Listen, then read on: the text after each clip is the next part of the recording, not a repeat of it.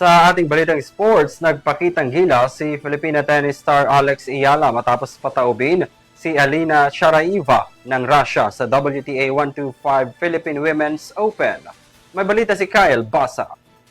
Saksi ang mga manonood ng WTA 125 Philippine Women's Open kung paano pinatumba ni Filipina tennis superstar Alex Iyala ang katunggali niyang si Alina Sharaeva ng Russia.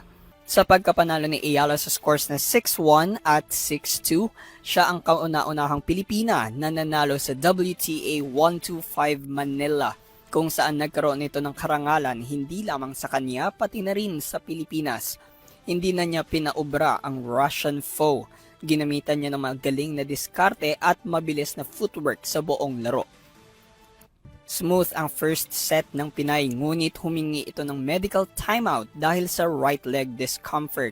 Bumalik din naman agad itong si Iyala na akala ng lahat ay hindi na makakalaro ang Pinay, pero hindi na siya nagpanaig at tinuluyan na niyang patumbahin si Sharaeva.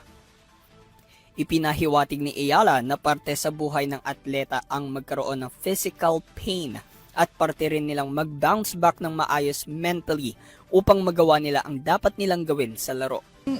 Physical pain is definitely a part of an athlete's lifestyle. It's a part of the job. So we have to find ways to best manage that and not let it affect us mentally. And I think kabisado ko na yung katawan ko.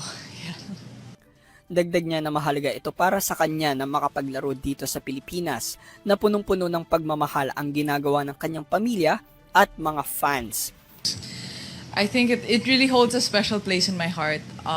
It's my first ever professional match at home, and I was able to spend it around family and around supporters and surrounded with love. So it's very special. Yeah. Pagkatapos ng laro at press con, naglaan din ng oras si Alex upang makipag-meet and greet sa mga fans na sumuporta sa kanya. Abante si Iyala sa susunod na round ng torneo ngayong Miyerkules. Para sa EuroTV News, ako si Kyle Basa.